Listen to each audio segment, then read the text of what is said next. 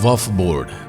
आजकल आए दिन आप वक्फ बोर्ड के बारे में न्यूज चैनल या सोशल मीडिया पर सुन रहे होंगे। वक्फ बोर्ड एक ऐसी संस्था है जिसके पास रक्षा मंत्रालय और रेलवे के बाद सबसे ज्यादा जमीन है। एक ऐसी संस्था जिसे ना तो कोई सरकार छू सकती और ना ही कोई देश का कोर्ट। ये एक ऐसी आफत है, अगर इसने आपके दरवाजे पर दस्तक दे दी तो फिर आपको इस देश का कानून भी नहीं बचा सकता। एक ऐसी संस्था जो आपकी जमीन पर नजर डालकर ये कह दे कि ये उसकी जमीन है तो आप कुछ नहीं कर पाओगे, बस हाथ मलते रह जाओगे। एक ऐसी संस्था जिसे किसी जमीन पर अपना हक जमाने के लिए कोई कागज नहीं दिखाने पड़ते। ये एक ऐसी संस्था है जिसने इलाहाबाद कोर्ट को भी अपनी संपत्ति बता दिया था और कोर्ट को अपने आप को बचाने के लिए सरकार का दरवाजा खटखटाना पड़ा। आपको जानकर हैरानी होगी कि वक्फ बोर्ड भारत भर में 9.4 लाख एकड़ में फैली 8.7 लाख संपत्तियों को नियंत्रित करते हैं, जिनकी अनुमानित कीमत 1.2 लाख करोड़ रुपए है। वर्तमान में मोदी सरकार इसी संस्था के खिलाफ एक बिल लाने वाली है जिससे इसकी दादागिरी और अत्याचार पर कुछ हद तक कंट्रोल किया जा सके। लेकिन क्या है वक्फ बोर्ड? ये इतनी बड़ी संस्था कैसे बनी और किसने इसको इतना बड़ा और तानाशाही बनाने में मदद करी? कैसे इसने देश के इतने बड़े भूभाग पर अपना कब्जा जमा लिया और किस तरह इस बिल के खिलाफ लोग आ रहे हैं, जानेंगे सब कुछ आज के इस वीडियो में। वीडियो शुरू करने से पहले आप चैनल पर नए हैं तो चैनल को सब्सक्राइब करें और बेल आइकन जरूर दबाएं ताकि ऐसे ही वीडियोज आप तक आसानी से पहुंच सके। वक्फ एक ऐसी संपत्ति होती है जो जन कल्याण को समर्पित हो। इस्लाम के अनुसार वक्फ दान का ही एक तरीका है, यानी वक्फ दान का पर्यायवाची है। देने वाला चल या अचल संपत्ति दान कर सकता है। माने एक साइकिल से लेकर एक बहुमंजिला इमारत, कुछ भी वक्फ हो सकता है। जैसे आप कोई भी चीज दान कर सकते हैं वैसे ही वक्फ किया जा सकता है, बशर्ते वो जन कल्याण के मकसद से दान किया गया हो। ऐसे दानदाता को कहा जाता है वाकिफ।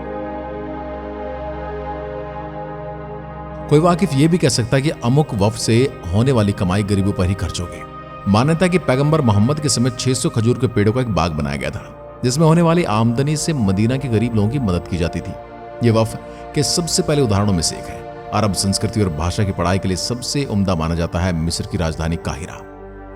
काहिरा में स्थित अल अजहर यूनिवर्सिटी को ये 10वीं सदी में बनी थी और ये भी एक वक्फ संपत्ति है। 1947 में आजादी के बाद पूरे देश में पसरी वक्फ संपत्तियों के लिए एक स्ट्रक्चर बनाने की बात हुई। इसी तरह साल 1954 में संसद ने वक्फ एक्ट 1954 पास किया। इसी के नतीजे में वक्फ बोर्ड बना।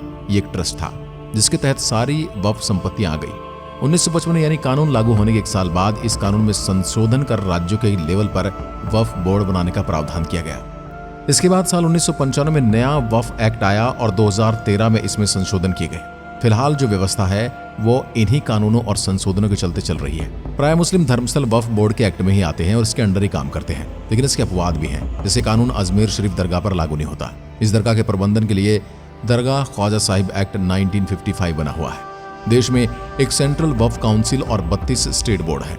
हर राज्य के अलग अलग वक्फ बोर्ड होते हैं, जबकि केंद्रीय अल्पसंख्यक कल्याण मंत्री सेंट्रल वक्फ बोर्ड का अध्यक्ष होता है।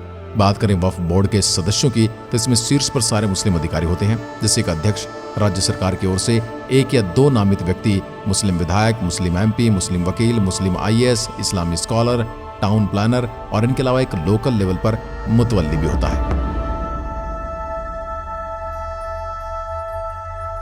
अब बात करते हैं इसके बाद इतनी संपत्ति कहां से आई। पिछले दिनों खबर आई थी कि वक्फ बोर्ड रेल और सेना के बाद देश का सबसे बड़ा जमींदार बनता जा रहा है। अल्पसंख्यक मंत्रालय के अनुसार वक्फ बोर्ड के पास पूरे देश भर में 8,65,640 संपत्तियां पंजीकृत हैं। इनमें से 80,000 से ज्यादा संपत्ति वक्फ के पास केवल बंगाल में है। इसके बाद पंजाब में वक्फ बोर्ड के पास 70,994, तमिलनाडु में 65,945 और कर्नाटक में 61,195 संपत्तियां हैं। देश के अन्य राज्यों में भी इस संस्था के पास बड़ी संख्या में संपत्तियां उपलब्ध हैं। वक्फ के नाम पर वक्फ बोर्ड में जोड़ी गई इतनी संपत्तियों पर पिछले दिनों बहुत सवाल उठे। यूपी जैसे राज्यों में तो वक्फ बोर्ड की संपत्तियों पर जांच के लिए राज्य सरकार जांच के आदेश भी दे चुकी है। इसके अलावा सुप्रीम कोर्ट में पिछले साल वक्फ बोर्ड को असंवैधानिक करार देने के लिए एक याचिका डाली गई थी। हालांकि कोर्ट ने याचिका ये कहकर खारिज कर दी कि इस मामले में याचिकाकर्ता व्यक्तिगत रूप से प्रभावित नहीं हुए। याचिका डालने वाले अश्वनी उपाध्याय इसकी संवैधानिक मान्यताओं पर सवाल खड़ा करते हुए कहते हैं, जिनका भाषण मैंने कल ही सुना है उदयपुर में। वक्फ के नाम से भारतीय संविधान में एक शब्द नहीं है। सरकार ने 1995 में वक्फ एक्ट बनाया और यह सिर्फ मुसलमानों के लिए बना दिया। उन्होंने पूछा कि जब संविधान में ऐसा शब्द नहीं था तो वक्फ एक्ट बना कैसे? इसमें मुस्लिम विधायक, MP, वकील, IAS, स्कॉलर और टाउन प्लानर और एक मुतवल्ली होता है। मगर जो इसका पूरा खर्चा होता है वो पूरा का पूरा जनता के टैक्स से दिया जाता है। उन्होंने सवाल उठाया कि जब सरकार मस्जिद मजारों से पैसे नहीं लेती और वक्फ पर उसके सदस्यों के वेतन में पैसे खर्च करेंगे तो आर्टिकल 27 का उल्लंघन नहीं हुआ। उन्होंने ये भी कहा कि वक्फ बोर्ड 1995 के जरिए वक्फ बोर्ड को असीमित शक्तियां दे दी गई है।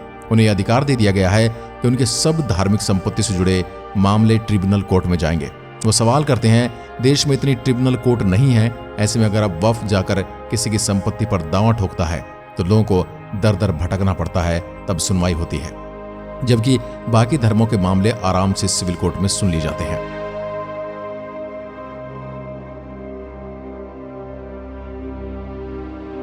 सुप्रीम में भले ही वकील अश्वनी उपाध्याय की याचिका खारिज कर दी गई, लेकिन उठाए गए सवाल गलत नहीं थे। भारत जैसे लोकतांत्रिक देश में मजहबी आधार पर ऐसे बोर्ड और कानून को बनाना कहां तक उचित है। पिछले ही दिनों यह खबर आई कि एक पूरे गांव पर वक्फ बोर्ड ने अपना अधिकार बता दिया, जबकि लोग उस पर सालों से रहे हैं और जमीन पर मंदिर भी है जो कि कम से कम 1500 साल पुराना है। यह भेदभाव नहीं तो क्या है?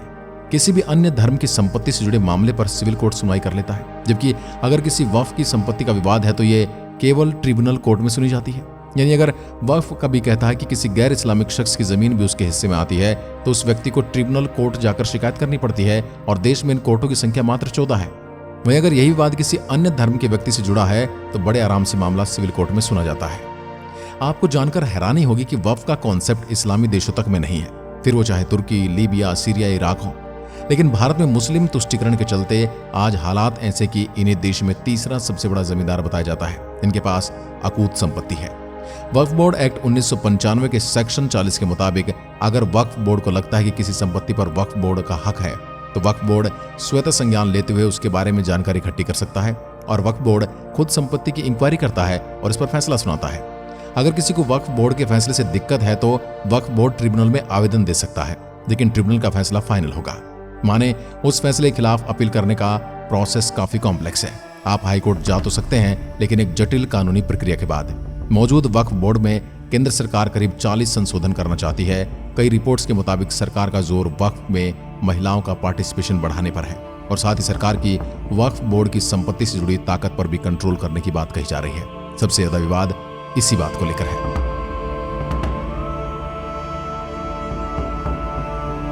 इसी चीज पर आपके क्या विचार है? क्या सरकार को यह संशोधन करना चाहिए और किन किन चीजों में संशोधन की जरूरत है? हमें कमेंट करके जरूर बताएं। साथ ही वीडियो में दी गई जानकारी पसंद आई हो तो वीडियो को लाइक करें और चैनल को सब्सक्राइब जरूर करें। धन्यवाद।